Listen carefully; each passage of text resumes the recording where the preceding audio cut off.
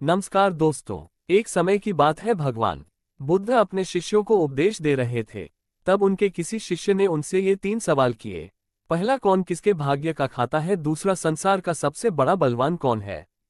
तीसरा, जो अपनी बात से मुकर जाता है उसका अंत में क्या अंजाम होता है। गौतम बुद्ध कहते हैं, तुम्हारे ये तीनों ही प्रश्न बहुत ही महत्वपूर्ण है, क्योंकि इन तीनों प्रश्नों के उत्तर हर मनुष्य को जानना जरूरी होता है। इसलिए मैं तुमको ये कहानी सुनाता हूँ। उस कहानी में तुमको तुम्हारे इन तीनों प्रश्नों के जवाब मिल जाएंगे। कृपया तुम कहानी को ध्यान लगाकर सुनना। एक जंगल में एक विशाल बरगद का पेड़ था। उस पेड़ पर एक बाज पक्षी रहता था। उस बरगद से थोड़ी ही दूर पर एक बिल था। उस बिल में एक सर्प रहता था। फिर एक दिन जैसे ही सर्प दिल से बाहर निकलने लगा तो उस सर्प को वह बाज पक्षी देख रहा था। जब सर्प बिल से बाहर निकालने लगा तो उसी समय बाज सर्प पर झपटा, परंतु सर्प अपने बिल से अधिक बाहर नहीं निकला था, इसलिए वह वापस बिल में चला गया। फिर थोड़ी देर बाद सर्प ने अपना मुंह बिल से बाहर निकाला और देखने लगा कि बाज पक्षी यहीं पर है या कहीं पर चला गया। फिर वह बाज पक्षी दोबारा उस सर्प पर झपटा, परंतु वह फिर से वापस अपने बिल के अंदर छुप गया। जैसे ही सर्प अपने बिल से बाहर निकलने का प्रयास करता तो बाज उस पर हमला करता और उसे उठाकर ले जाने की कोशिश करता। बाज मन में सोच रहा था कि जब भी तू बाहर निकलेगा तो मैं तुझे अपना भोजन बना लूंगा। और सर्प उस बाज के डर से बिल में छुपा रहता है। जब सर्प को उस बिल में रहते हुए काफी समय हो जाता है तो सर्प मन में विचार करने लगता है कि यदि राजा विक्रम कहीं से आ जाए तो वह दूसरों के कष्टों का हरण करते हैं, और राजा विक्रम ही ऐसे हैं जो मुझे इस बात से बचा सकते हैं। तो राजा विक्रम को याद करता हुआ सर्प उस बिल में छुपा रहता है, और जो भी उस मार्ग से निकल कर जाता तो उसे सर्प कहता कि भाई, कोई मेरी बात राजा विक्रम तक पहुंचा दो या मुझे राजा विक्रम से मिला दो, तो मैं उसका जीवन भर एहसानमंद रहूंगा।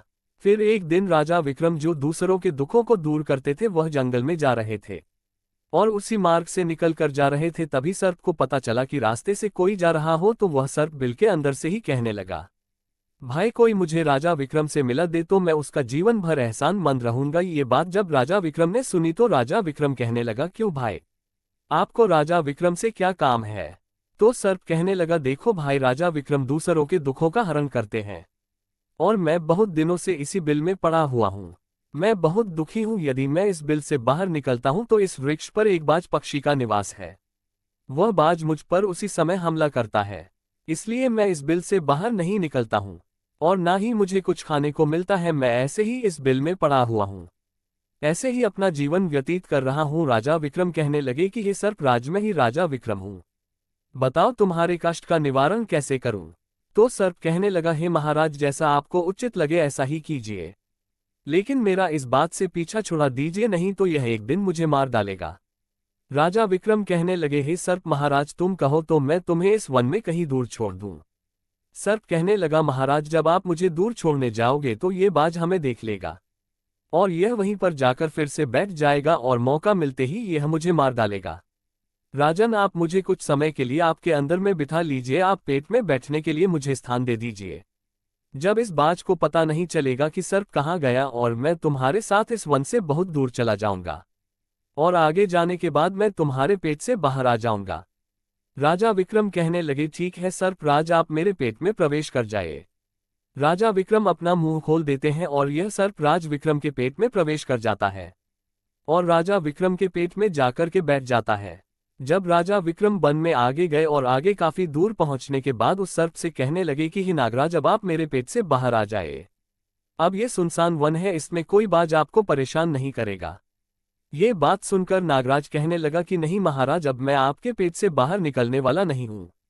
राजा विक्रम ने कहा, क्यों भाई, आपने तो मुझसे ये वादा किया था कि आप मुझे आगे सुनसान वन में छोड़ देना, मैं आपके पेट से बाहर निकल जाऊंगा। अब क्या हुआ, सुनसान वन आ गया, अब आप बाहर निकलिए। सांप कहने लगा कि देखो महाराज, जैसा रहने का आनंद आपके पेट में है वैसा उस बिल में नहीं मिलता। अब मैं तुम्हारे पेट से कभी बाहर नहीं निकलूं। राजा विक्रम मन में सोचने लगे कि यह तो बड़ा ही दुष्ट सर्प है, अब मैं क्या करूं। और उसके जहर के प्रभाव से महाराज विक्रम का पूरे शरीर से पेट फूलने लगा। महाराज विक्रम के शरीर से पॉट निकल आया। राजा विक्रम मन में सोचने लगे कि अब मैं यदि राजधानी को वापस जाऊंगा तो यह अभी संभव नहीं है, क्योंकि मैं इस वक्त खोड़ी हो गया हूं और मुझे इसी वन में रहकर इस नागराज से भी छुटकारा पाना है। ये सोचकर महाराज विक्रम एक पेड़ के नीचे झोपड़ी बनाकर सो जाते हैं। उनके शरीर से लार टपकने लगा और बदबू आने लगी जो कि सर्प का जहर था। सर्प कुंडली मारकर राज विक्रम के पेट में बैठा हुआ था। राजा विक्रम उस वन में पड़ी हुई एक कोड़ी की हालत में है। चित्रलेखा को उस वन में ले जाकर के वहीं उस खड़ी राजा विक्रम के साथ उसका विवाह संपन्न कर दिया। राजा विक्रम जैसे महापराक्रमी राजा समय की चपेट में आ गए और एक कुड़ी का जीवन गुजार कर रहे थे। वह लड़की बड़ी ही पतिव्रता थी। वह अपने पति राजा विक्रम की सेवा करती थी और वह दोनों छोटी बहनें जो थी वह बड़े बड़े राजाओं के घर में गई तो वह तो आराम की जिंदगी जी रही थी, लेकिन चित्रलेखा राजा विक्रम के साथ दुखी जीवन काट रही थी। कहते हैं जो अपने नियम और सिद्धांतों पर रहता है और जो धर्म का पालन करता है, ईश्वर हमेशा उसे सुखी रखना ही पसंद करता है। भगवान उसे हमेशा आनंद प्रदान करता है। इसलिए जब उस झोपड़ी में रहते रहते चित्ररेखा को राजा विक्रम के साथ बहुत दिन बीत जाता है तो उस झोपड़ी के पास एक पीपल का वृक्ष था और उस वृक्ष के नीचे एक दूसरा सर्प का बिल था। तो एक दिन विक्रम सो रहे थे और रात्रि का समय था और चित्रलेखा महाराज विक्रम की सेवा कर रही थी। उसी समय उस बिल से एक सर्प बाहर निकलता है और बाहर निकलकर जो राजा विक्रम के पेट में सर्प था उस सर्प से कहने लगता है, अरे दुष्ट, अपने वचन से मुकर गया। तूने तो महाराज विक्रम से कहा था कि मैं दूर वन में जाकर तुम्हारे पेट से बाहर निकल जाऊंगा, और तो ऐसे परोपकारी राजा के पेट में जा करके बैठ गया। तुम्हारे जहर के कारण राजा के पूरे शरीर से कोट निकाल आया। अरे तुझे शर्म नहीं आई कि तूने कितना गलत काम किया है? क्योंकि इतने समय में राजा विक्रम न जाने कितने ही जीवों का दुख दूर करते वह सिर्फ आगे कहता है। यदि कोई सुन रहा हो तो मैं तेरे मरने का उपाय बताता हूँ। यदि कोई गंगा जल लाकर के इस राजा को पिला दे तो तेरे उसी समय 100 टुकड़े हो जाएंगे और मल के रास्ते से बाहर निकल जाएगा। अब राजा के पेट के अंदर बैठा हुआ जो सर्प था वह दूसरे सर्प से कहने लगा कि तेरे जैसा भी मैंने कभी नहीं देखा, धन के खजाने पर कुंडली मार कर बैठा है। यदि यह धन मानव समुदाय के कल्याण के लिए लगाया जाता तो इससे न जाने कितने मानवों का भला होता। मैं भी तेरे मरने का उपाय बताता हूँ। यदि कोई सुन रहा हो तो कोई पीपा तेल गर्म करके तेरे बिल में डाल दे तो उसी समय तो नष्ट हो जाएगा, और इस बिल वाले स्थान की खुदाई करेगा तो यहाँ पर अपार धन संपत्ति निकलेगी। उस बात को चित्रलेखा बड़े ध्यान से सुन रही थी। चित्रलेखा के मन में विचार आया, ये राजा विक्रम है और इनके पेट में एक सर्प बैठा हुआ है, इस कारण महाराज के शरीर से कोढ़ निकाल रहा है। तो वह बेचारी चित्ररेखा एक अर्थी के आश्रम पर पहुंचती है और उन आरती से अनुरोध करती है कि महात्मा, मुझे एक गिलास गंगाजल की आवश्यकता है। आरशी ने कहा, बेटी तुम कौन हो और गंगाजल का क्या करेगी? तो यह चित्ररेखा कहने लगी, ही मुनिवर, मैं राजा तमध्वज की बेटी चित्ररेखा हूं और मेरे पति के लिए मुझे दवा के रूप में गंगाजल चाहिए। उस आरशी ने उसे एक गिलास गंगाजल दे दिया। अब चित्ररेखा गंगाजल लेकर जल्दी ही महाराज विक्रम के पास पहुंच गई और पहुंचकर महाराज विक्रम से कहने लगे कि महाराज, ये दवाई है आपके कोढ़ को सही करने के लिए, आप इसे ग्रहण कीजिए। राजा विक्रम उस गंगाजल को पी गए और जैसे ही राजा विक्रम ने उस गंगाजल का पान किया तो उस सर्प के उसी समय 100 टुकड़े हो गए। जो पेट में था वह सर्प नष्ट हो गया। वह धीरे धीरे राजा के शरीर से मल के रास्ते से बाहर निकल आया। अब तो राजा का कोढ़ धीरे धीरे सही होने लगा और कुछ ही दिनों में राजा का कोढ़ बिल्कुल सही हो गया। राजा का पूरा उपचार हो गया। राजा पहले की तरह स्वस्थ हो गए। अब राजा विक्रम से चित्ररेखा कहने लगी, हे महाराज, मैं एक स्त्री हूं, इस शहर में नहीं जा सकती हूं। आप शहर में जाए और एक पीपा तेल लेकर आ जाए।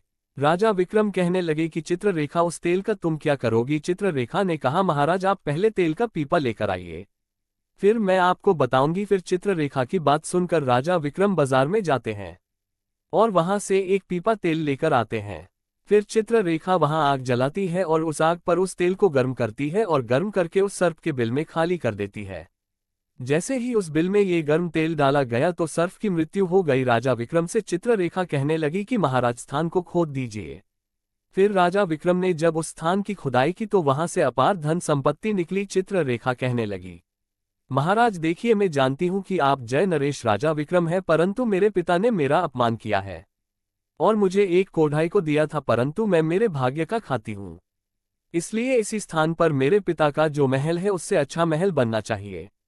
राजा विक्रम कहने लगी, चित्ररेखा तुम कैसी बातें कर रही हो? हम नरेश है, भला यहाँ पर महल क्यों बनाएंगे? आप उज्जैन नगरी को चलिए। परंतु राजा विक्रम के कहने पर भी चित्ररेखा नहीं मानी। फिर राजा विक्रम ने उस वन में एक शानदार महल का निर्माण करवाया। इस संसार में सबसे बलवान समय होता है और कोई बलवान नहीं होता है। जिसका समय अच्छा होता है वह आगे बढ़ता रहता है और जिसका समय खराब हो जाता है, जिसका समय विपरीत होता है वह पतन की ओर अग्रसर हो जाता है। राजा ताम्रध्वज पर एक दूसरा राजा आक्रमण कर देता है और उस आक्रमण में तमध्वज पराजित हो जाता है और राजा अपने परिवार हित प्राण बचाने के लिए उसी वन में पहुंच जाता है। जब वन में राजा भूखा प्यासा भटक रहा था, फटे हुए वस्त्र और भूख से पीड़ित और प्यास से राजा का गला सूखा जा रहा था, तो राजा घूमते घूमते उस चित्ररेखा और राजा विक्रम के महल के नजदीक से गुजरता है। तो चित्ररेखा अपने पिताजी को पहचान जाती है। चित्ररेखा ने अपने एक सेवक को भेजा और सेवक भेजकर महाराज ताम्रध्वज, जो कि एक फटी हुई हाल में थे, उनके पास वस्त्र नहीं थे, तब राजा को वहां से गुजर रही एक महिला ने बुलाया। तब राजा ने सोचा कि यह ना जाने कौन है और हमें क्यों बुला रही है। जब राजा उस लड़की के पास पहुंचे तो लड़की को पहचान लिया। चित्ररेखा ताम्रध्वज से कहने लगी कि पिताजी, मैं वही चित्ररेखा हूं और मैं आपसे ये कहती थी कि मेरे भाग्य का खाती हूं। देखिए, मैं मेरे ही भाग्य का खाती हूं, आपके भाग्य का नहीं खाती हूं। आपने मुझे एक कुड़ी को दिया था, परंतु मेरे भाग्य में तो एक सम्राट लिखा था। देखिए पिताजी, मैं उज्जैन नरेश राजा विक्रम की पत्नी हूं। राजा तमध्वज मन में विचार करता है और अपनी उस लड़की से अपने अपराध के लिए क्षमा मांगता है। इस संसार में सबसे बड़ा बलवान समय है और हर कोई व्यक्ति किसी दूसरे के भाग्य का नहीं खाता है। हर कोई यह सोचता है कि यह मेरे भाग्य का खा रहा है। नहीं, कोई किसी के भाग का नहीं खाता है। जो कोई खाता है वह अपने भाग्य का ही खाता है। हर दाने दाने पर खाने वाले का नाम होता है। आप ये ना सोचे कि हम किसी को खिला रहे हैं। आप किसी को खिलाने वाले कौन होते हैं? इस संसार को खिलाने वाला तो एक ही है और वह है भगवान शिव शंकर। जो अपनी बात से मुकर जाता है उसका अंत वही होता है। जो राजा विक्रम के पेट में बैठे हुए उस सर्प का हुआ था, अंततः वह विनाश को प्राप्त होता है। हमेशा सत्य की ही जीत होती है और अधर्मी, अत्याचारी और पापियों का अंत होता है। इस तरीके से राजा विक्रम और उसकी पत्नी चित्ररेखा ने राजा ताम्रध्वज का बड़ा स्वागत किया। वह राजा विक्रम महाराज ताम्रध्वज को अपने साथ उज्जैन ले आए और राजा विक्रम ने अपनी सेना राजा तमध्वज के साथ भेजी और जिस राजा ने तमध्वज को पराजित किया था उससे अपना राज्य वापस पा लिया। जिसकी किस्मत अच्छी होती है, जिसके कर्म अच्छे होते हैं, उससे ईश्वर कहीं ना कहीं से देता है। हम और तुम तो अपने परिवार का पालन करने में भी हिचक जाते हैं, लेकिन इस संसार का पालन करने वाले को देखिए, वह पूरे संसार का हर जीव जंतुओं का ध्यान रखता है। दोस्तों, वीडियो अगर पसंद आया हो तो वीडियो को लाइक और हमारे चैनल को सब्सक्राइब करें और अपने दोस्तों के साथ शेयर करें और कमेंट करके बताएं वीडियो कैसी लगी। हमें आपके सपोर्ट की बहुत आवश्यकता है। धन्यवाद।